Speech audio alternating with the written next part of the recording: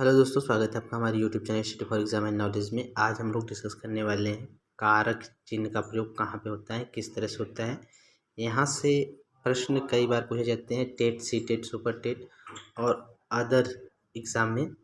तो हम लोग यही डिस्कस करेंगे कारक चिन्ह का प्रयोग कहाँ पे होता है। कारकों को प्रकट करने वाले कुछ चिन्ह होते हैं जिन्हें हम कारक चिन्ह या परसर्ग कहते हैं। यानी कारकों को प्रकट करने वाले कुछ चिन्ह होते हैं जिसे हम कारक चिन्ह या फिर परसर्ग कहते हैं। जैसे अर्जुन ने चिड़िया की आंख पर निशाना लगाया, इसमें कितने कारक चिन्ह का प्रयोग किया गया है। तो इसमें कारक चिन्ह का प्रयोग किया गया है, ने कारक चिन्ह है, की कारक चिन्ह है और पर कारक चिन्ह का प्रयोग किया गया है। यानी अर्जुन ने चिड़िया की आंख पर निशाना लगाया में 3 कारक चिन्ह का प्रयोग किया गया है। उदाहरण में लिखा भी गया है। इस उदाहरण में ने, की तथा पर कारक चिन्ह है और यह संज्ञा, सर्वनाम तथा क्रिया व कर्म आदि का परस्पर संबंध को क्या करते हैं, स्थापित करते हैं। अगर इनको हटा दिया जाए तो वाक्य का अर्थ जो होगा वह अपना अर्थ खो बैठेगा। अगर कारक चिन्ह को हटा दे तो वह वाक्य अपना अर्थ खो बैठेगा। अतः कारक वाक्य के परस्पर संबंध को बनाए रखने का कार्य करते हैं। कारक के भेद कितने हैं यह देखेंगे हम लोग। कारक के 8 भेद होते हैं। कर्ता कारक, कर्म कारक, करण कारक, संप्रदान कारक, अपादान कारक, संबंध कारक, अधिकरण कारक और संबोधन कारक। जैसे कि कर्ता कारक के लिए किस प्रकार के कारक चिन्ह का या परसर्ग का प्रयोग किया जाता है, तो कर्ता के लिए हमेशा ने कारक चिन्ह का प्रयोग किया जाता है। कर्ता के लिए ने कारक चिन्ह का प्रयोग किया जाता है। यह क्रिया को कराने वाला होता है। कर्म के लिए को कारक चिन्ह का प्रयोग होता है जिस पर क्रिया का फल पड़े।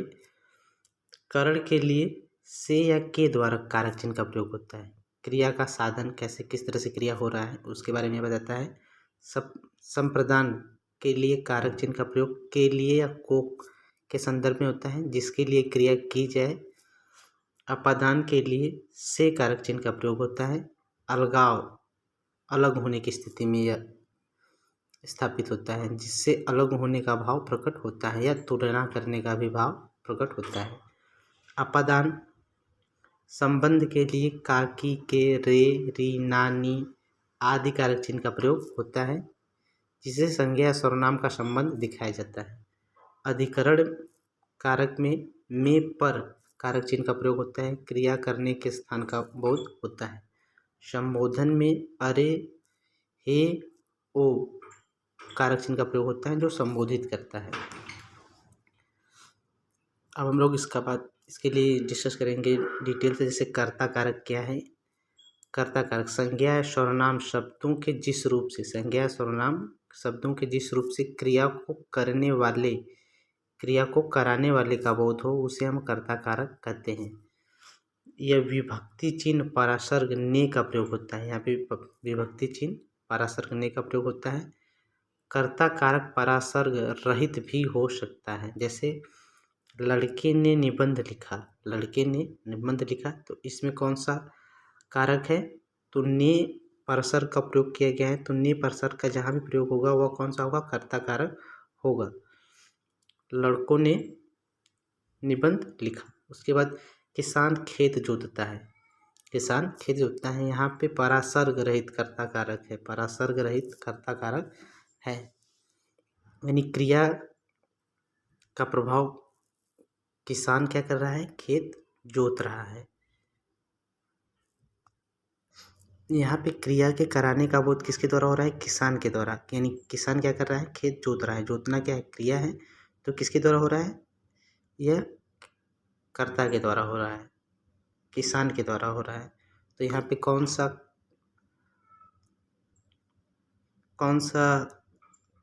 कारक होगा, तो यहाँ पे यह कर्ता कारक होगा। क्या होगा, कर्ता कारक होगा जो परासर्ग रहित है। कर्म कारक, जिस व्यक्ति या वस्तु पर क्रिया का फल पड़े उसे हम क्या कहते हैं, कर्म कारक कहते हैं। इसका परासर्ग को, यानी इसका कारक चिन्ह क्या होता है, को का प्रयोग होता है। यह परासर्ग रहित भी हो सकता है, चिन्ह के बिना भी हो सकता है। जैसे शिक्षिका ने बच्चों को क्या किया, पढ़ाया। यहाँ पे को कारक चिन्ह है तो को कारक चिन्ह का प्रयोग जहाँ पे भी होगा वह कौन सा होगा? कर्म कारक होगा। क्या होगा? कर्म कारक होगा। जैसे कि पढ़ाने का, यानी जो पढ़ाने का प्रभाव है, पढ़ाने का प्रभाव किस पर पड़ रहा है? बच्चों पर। पढ़ने का प्रभाव किस पर पड़ रहा है? बच्चों पर पड़ रहा है। तो यहाँ पे जो कारक होगा वह होगा कर्म कारक। क्या होगा? कर्म कारक। अपूर्व क्रिकेट खेलता है। अपूर्व क्रिकेट क्या करता है? खेलता है। तो क्रिया का फल,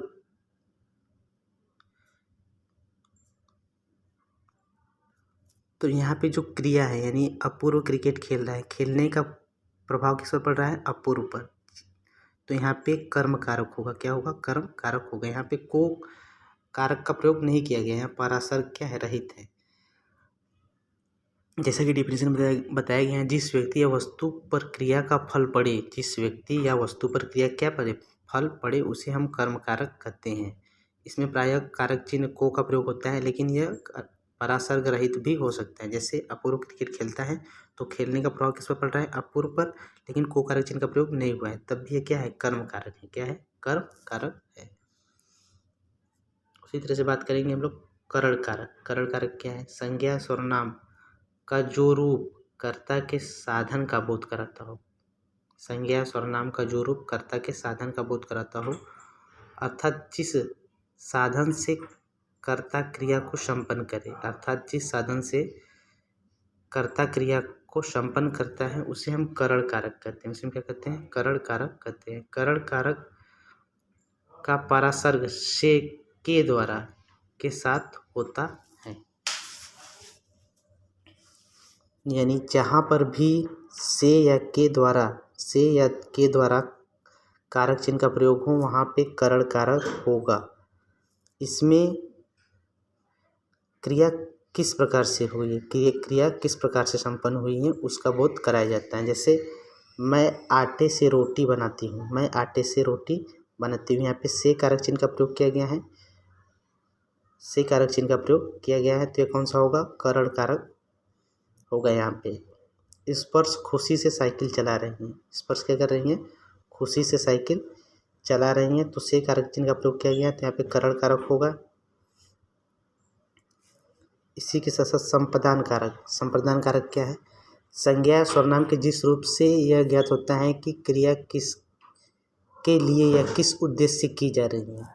संज्ञा सर्वनाम के जिस रूप से यह ज्ञात होता है कि क्रिया किसके लिए या किस उद्देश्य से की जा रही है, तो वहाँ पे संप्रदान कारक कहलाता है। इसका परासर्ग विभक्ति चिन्ह के लिए प्रयोग होता है। यहाँ जहाँ पर भी के लिए प्रयोग हो वह क्या होगा? संप्रदान कारक होगा। जैसे पिताजी मेरे लिए लैपटॉप लाए, के लिए का प्रयोग किया गया है, तो यहाँ पे क्या होगा? यहाँ पे संप्रदान कारक होगा। रोगी के लिए दवाई खरीदी गई, रोगी के लिए क्या की गई? दवाई खरीदी गई।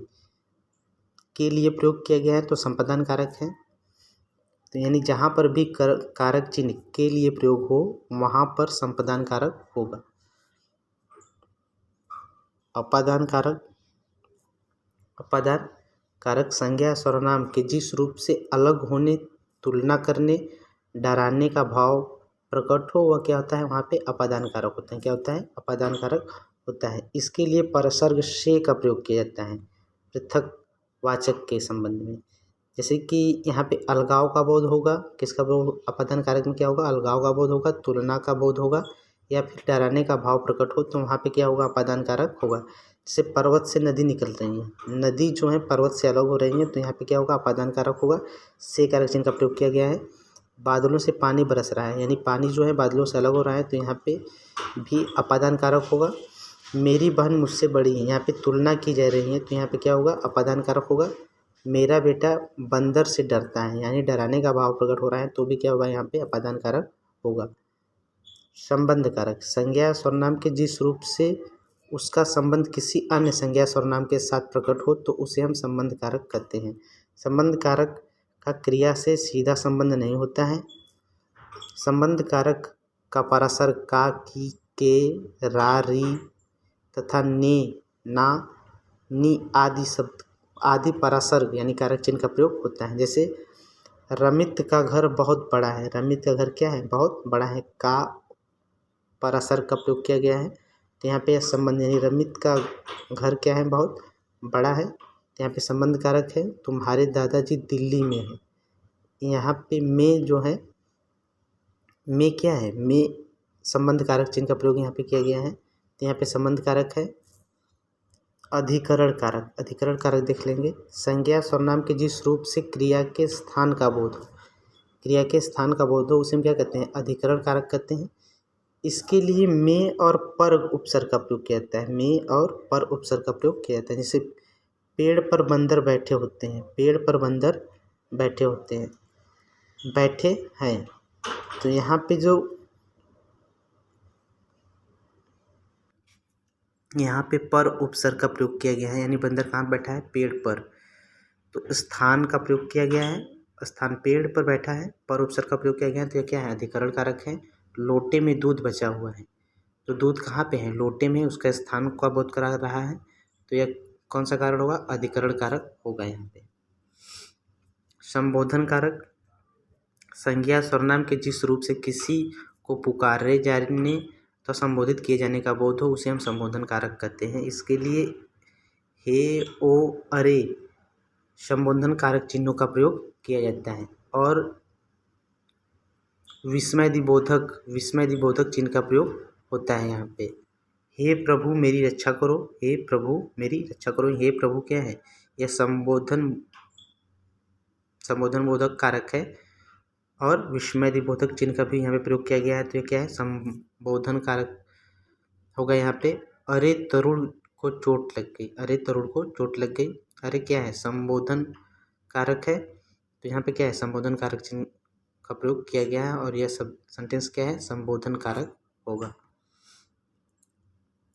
इसके बाद बात करेंगे हम लोग करण कारक और अपादान कारक में अंतर क्या है, क्योंकि इन दोनों के लिए से विभक्ति यानी से कारक चिन्ह का प्रयोग होता है। तो इन दोनों कारकों में विभक्ति चिन्ह से है, किंतु करण कारक में से का प्रयोग साधना के लिए किया जाता है। से का प्रयोग क्या कहता है, साधन के लिए किया जाता है। करण कारक में से का प्रयोग साधन के लिए किया जाता है, जबकि अपादान में से का प्रयोग अलग होने, भाव, तुलना करने और भाव तथा डर के लिए प्रयोग होता है। जैसे कि वंश गेंद से खेलता है, किससे खेलता है, गेंद से खेलता है। तो यह यहाँ पे जो होगा, यह करण कारक होगा। सुहानी पेन से कविता लिखती हैं, सुहानी क्या करती हैं, पेन से कविता लिखती हैं। तो यह भी क्या होगा, करण कारक होगा। ध्रुव ने कागज से फूल बनाया, माँ दूध से खीर बना रही हैं। तो यहाँ पे से का प्रयोग, इन सभी सेंटेंस में से का प्रयोग एक साधन के रूप में हो रहा है। तो यहाँ पे क्या होगा, यह करण कारक होगा। जबकि अपादान कारक में सौर्य सांप से डर गया, सौर्य सांप से क्या है, डर गया, डरने का भाव प्रकट हो रहा है, तो अपादान होगा। सुहानी घर से चली गई, यहाँ पे सुहानी घर से अलग हो गई हैं, तो अपादान कारक होगा। वृक्ष से पत्ते गिर गए, यानी पत्ते क्या है, वृक्ष से अलग हो गए हैं, तो यहाँ पे भी अपादान कारक होगा। दिव्या सृष्टि से छोटी, यहाँ पे तुलना की गई है, तो यहाँ पे क्या होगा, अपादान कारक होगा। तो आशा करते हैं कि आपको वीडियो पसंद आएगा। वीडियो पसंद आए तो वीडियो को लाइक करें। Thanks for watching.